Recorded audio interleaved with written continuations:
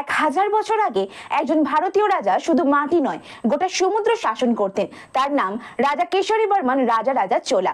শাসন করেছিলেন 985 খ্রিস্টাব্দ থেকে 1014 খ্রিস্টাব্দ পর্যন্ত।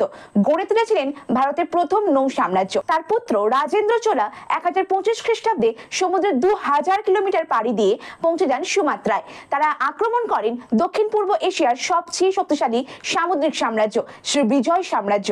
তারা দখল করেন 13টি বড় বন্দর, কেদা যা মালয়েশিয়াতে, তুমাসিক সিঙ্গাপুর এবং পালিম্বাং, আর ভেঙে দেন শ্রীবিজয়ার প্রভাব। এই বিজয় আজও লেখা আছে তাঞ্জোরের বৃহদেশ্বরের মন্দিরের শিলালিপিতে, যা প্রমাণ করে চোলারা শুধুই রাজা ছিলেন না, ছিলেন সমুদ্রজয়ী সম্রাট। তাদের নৌবাহিনী নিয়ন্ত্রণ করত গোটা ভারত মহাসাগরের বাণিজ্য পথ, যা ছিল ব্রিটিশ ইস্ট ইন্ডিয়া কোম্পানির জন্মের 600 বছর আগে।